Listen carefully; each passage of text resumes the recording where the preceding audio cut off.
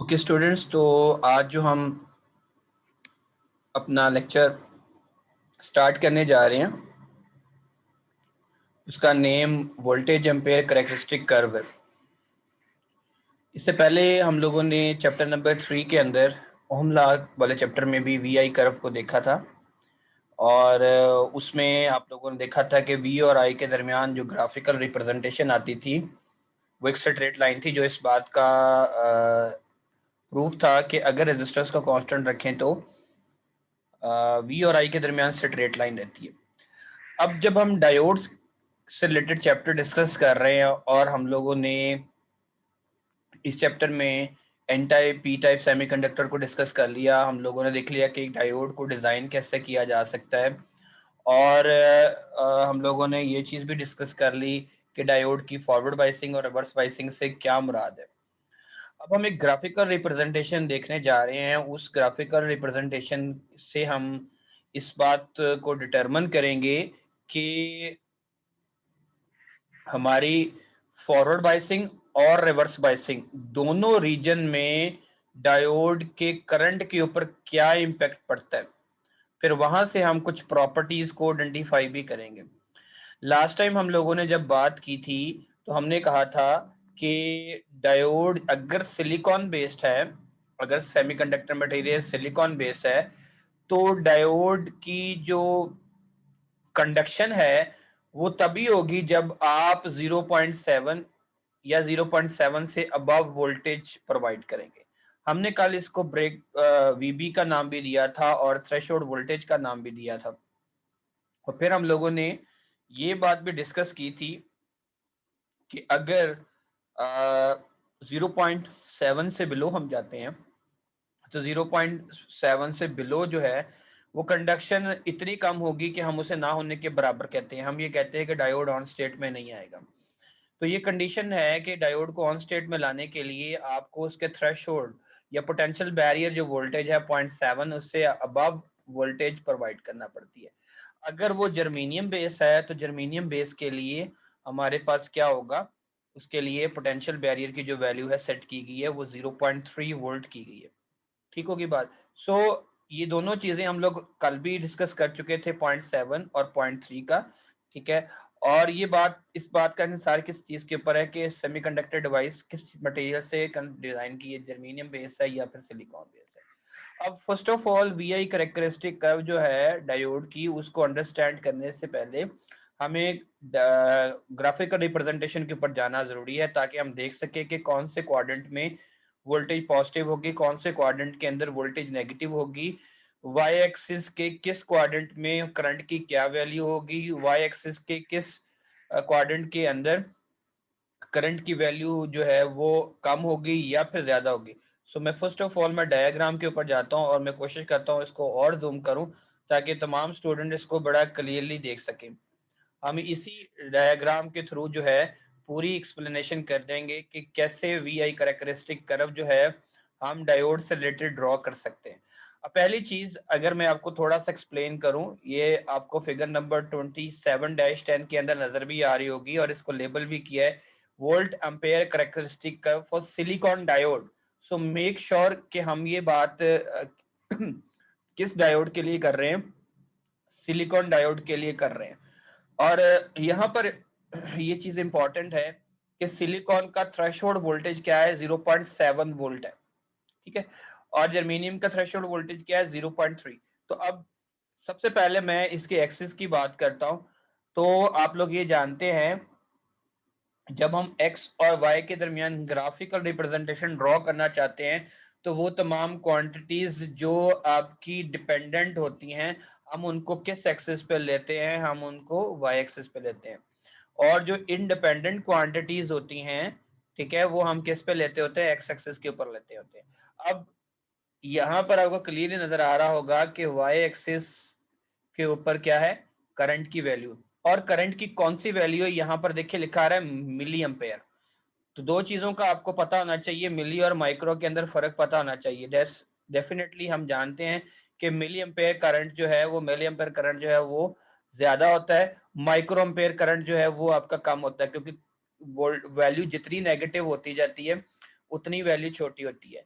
-6 microampere है और -3 ampere जो है वो कौन सी है हमारे पास जो है वो करंट की वैल्यू। अब ये जो आपको रीजन नजर आ रहा है, यहाँ पर बेसिकली दो रीजन नजर आ रहे होंगे। एक तो आपके फॉरवर्ड बाइसिंग के लिए रीजन नजर आ रहा है, आप देख सकते हैं कि आपके स्क्रीन के ऊपर मैंने अभी भी मार्क किया है कि आपको एक तो फॉरवर्ड बाइसिंग के लिए रीजन नजर आ रहा है और सेकंड जो है वो आपको रिवर्स बाइसिंग के लिए नजर आ रहा है। एक चीज का खास ख्याल रखना है, एक चीज का खास ख्याल रखना है कि हम जब भी डायोड के लिए कैरेक्टरिस्टिक कर्व ड्रॉ करेंगे, डेफिनेटली डायोड दो किस्म की बाइसिंग करता है। तो एक फॉरवर्ड बाइसिंग और एक कौन सी रिवर्स बाइसिंग। अब हम इससे पहले ही डिस्कस कर चुके हैं कि फॉरवर्ड बाइसिंग के अंदर क्या कंडीशन होती है जब आप डायोड के पॉजिटिव एंड को बैटरी के पॉजिटिव एंड के साथ कनेक्ट करें और डायोड को नेगेटिव एंड को नेगेटिव के साथ करें, तो वो फॉरवर्ड बाइसिंग के अंदर जाता है। और फिर हमने लास्ट टाइम ये भी डिस्कस किया कि फॉरवर्ड बाइसिंग के अंदर डायोड कंडक्ट करता है और फॉरवर्ड बाइसिंग के अंदर डायोड एक्ट करता है एज ए शॉर्ट सर्किट के तौर पर। सेकंड जो हमारे पास रीजन नजर आ रहा है वो रीजन क्या है, वो हमारे पास रिवर्स बाइस रीजन है। रिवर्स बाइस रीजन या रिवर्स बाइसिंग कब होती है, जब डायोड के पॉजिटिव टर्मिनल को बैटरी के नेगेटिव से लगा दें या उलट टर्मिनल्स कर दें, तो रिवर्स बाइसिंग होती है। रिवर्स बाइसिंग में स्टार्ट में बहुत माइनर अमाउंट में करंट होता है जिसे हम लीकेज करंट का नाम देते हैं, और वो इतना कम होता है कि माइक्रो एम्पेयर्स के अंदर होता है। और मजीद अगर हम नेगेटिव वोल्टेज को बढ़ाएं तो डायोड बिल्कुल एक्ट करता है एज ए ओपन सर्किट के तौर पे। ठीक है, ओपन सर्किट सिनेरियो क्या होता है, जिसमें करंट नहीं फ्लो करता। तो इस साइड पर देखिए, चूंकि हम जानते हैं कि हम जानते हैं कि इस एक्सेस पर जब हम बात कर रहे हैं, इस वाले क्वाड्रेंट की हम बात कर रहे हैं, इस वाले क्वाड्रेंट के अंदर क्या है कि इस साइड पे जितनी भी वोल्टेजेस हैं उनके साथ सब्सक्रिप्ट किया है वी एफ। ये वी एफ का मतलब क्या है कि इस साइड में जितने भी वोल्टेज की वैल्यू है दैट इज फॉरवर्ड वोल्टेज, और इस साइड पर जितनी भी वोल्टेज की वैल्यू होंगी वो डेफिनेटली नेगेटिव होंगी, और इसलिए यहाँ पर लेबल किया गया रिवर्स वोल्टेज। ठीक है, और उसके बाद आई F stand for forward current. यहाँ पर ये चीज आप देख सकते हैं, लिखा होगा I F stand for forward current, और I R stand for what, reverse current. अब मैं जरा इसकी एक्सप्लेनेशन करने की कोशिश करूँ। फिर जब आप ग्राफिकल रिप्रेजेंटेशन बना रहे होते हैं, आपको पता है कि दोनों एक्सेस की जो लेबलिंग है डिफरेंट होनी चाहिए। यहाँ देखिए पॉइंट का इंक्रीमेंट है, यहाँ 5 टाइम इंक्रीमेंट है, एंड सो ऑन। अब सबसे इंपॉर्टेंट बात क्या है कि जब डायोड को आपने फॉरवर्ड बाइस किया, जब आपने 0.1 वोल्ट दिया तो इसके अगेंस्ट करंट देखे ना होने के बराबर, 0.1 करंट ना होने के बराबर, 0.3 पे, 0.4 पे, 0.5 पे, नो डाउट आपने वोल्टेज पॉजिटिव ही दी है, लेकिन करंट ना होने के बराबर है। ठीक है, जब 0.6 पे आते हैं या मैं 0.5 और 0.6 के बाद दरमियान बात करता हूँ, तो इस पे बहुत माइनर अमाउंट में करंट है। Like we can see from here, ये तकरीबन 1 मिली एम्पेयर बनेगा। 1 मिली एम्पेयर करंट इतना नहीं करंट के डिवाइस को ऑन स्टेट में ला सके। दैट्स वाई जब 0.6 से आप थोड़ा सा ऑनवर्ड जाते हैं, आप थ्रेशोल्ड वोल्टेज की साइड पे जा रहे हैं, तो करंट की वैल्यू और इंक्रीज होती है लिटिल बिट। आप देख सकते हैं कि ये तकरीबन 11 मिली एम्पेयर के करीब जा चुकी है। ठीक है, अब उसके बाद 0.7 पर करंट देखे 11 मिली एम्पेयर से इंक्रीज करके 22 मिली एम्पेयर पर चला गया। इसका मतलब क्या, 22 milli ampere is sufficient current in order to make in on state. अब 0.7 के बाद जितने वोल्टेज को हम मजीद इंक्रीज करते जाएंगे, हमारा उतना ये फॉरवर्ड करंट बढ़ता जाएगा। ठीक है, उसकी रीजन क्या है, उसकी सबसे बड़ी रीजन ये है कि जितना हम डायोड को मोर से मोर फॉरवर्ड वाइज करते हैं, डिप्लीशन रीजन उतना नैरो होता जाता है, और जितना डिप्लीशन रीजन नैरो होता है उतना हमारा रेजिस्टेंस की वैल्यू कम होती जाती है और करंट की क्वांटिटी बढ़ती है।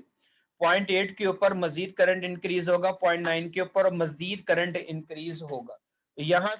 यहाँ से बहुत इंपॉर्टेंट बात हम ये डिटेक्ट कर सकते हैं, ये डिटेक्ट कर सकते हैं कि जितना हम पॉजिटिव वोल्टेज डायोड के अक्रॉस देते हैं, जितना डायोड को हम मोर फॉरवर्ड बाइस करते हैं, डायोड जो है वो ऑफ स्टेट से मूव होकर सैचुरेशन रीजन पे साइड पर जाता है। अब यहाँ पर ये बड़ी बात इंपॉर्टेंट है, सैचुरेशन रीजन से क्या मुराद है।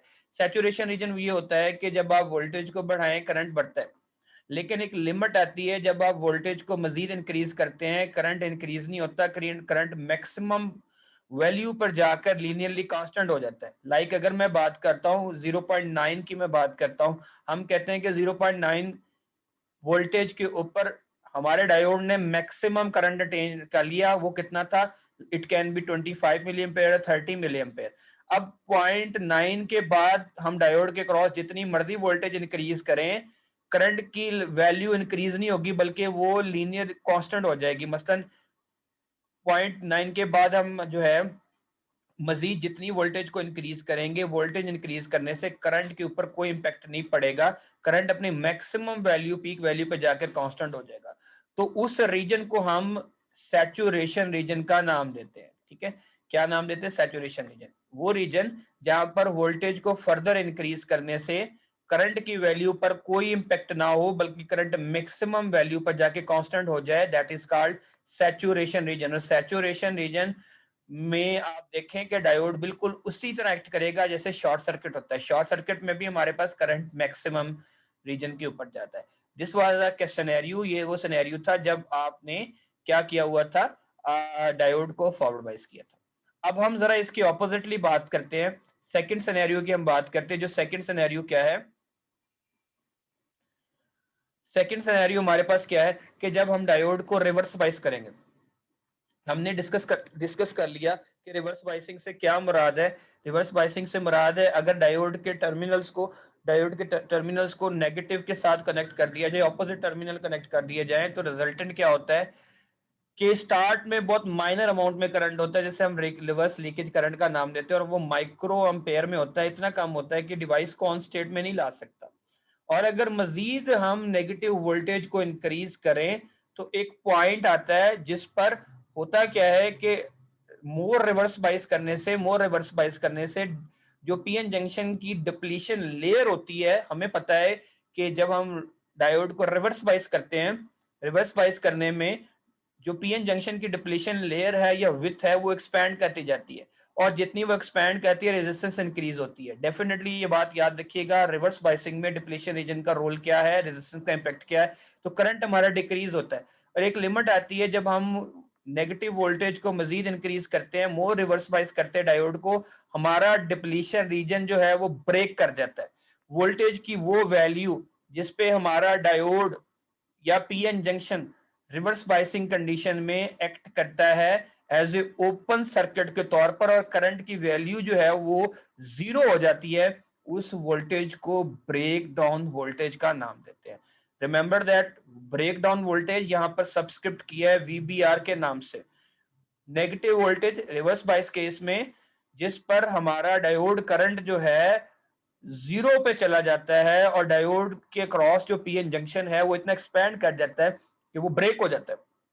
और ब्रेक होने के नतीजे में क्या है, करंट जीरो हो जाता है, और डायोड एक्ट करता है किसकी तरह? एज ए ओपन सर्किट के तौर पर, ओपन सर्किट के तौर पर एक्ट करता है। इसके बाद जितना मर्जी नेगेटिव वोल्टेज को आप इंक्रीज करते जाएं, करंट इंक्रीज नहीं होगा, करंट जीरो पे चला जाएगा। और यहां से मैं ये बात इंक्लूड करता हूं, यहां से कंक्लूड करता हूं कि रिवर्स बाइस रीजन में जब हम डायोड को रिवर्स बाइस रीजन के अंदर ऑपरेट करवाते हैं, इस बात का खास क्या देखिएगा, डायोड सैचुरेशन रीजन से मूव करता है कट ऑफ रीजन साइड पर।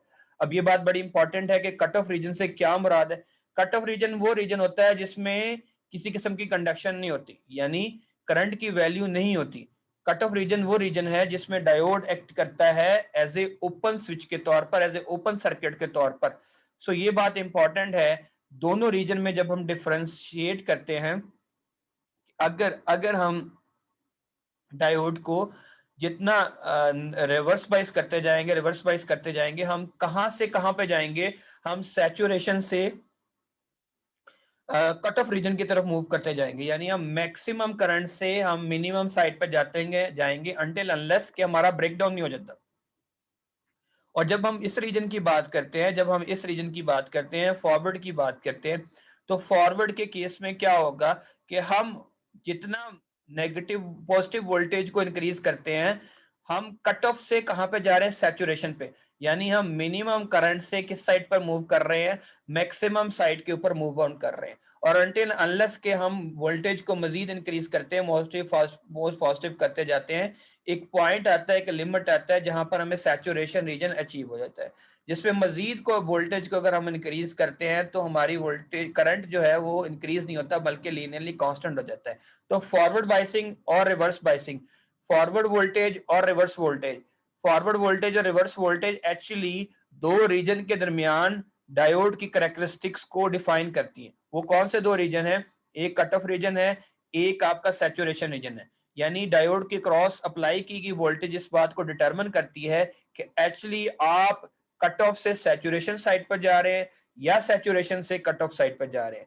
तो मैंने इस चीज को कंप्लीटली एक्सप्लेन किया है। अगर अब आपका कोई क्वेश्चन हो तो काइंडली आप वन बाय वन कर सकते हैं।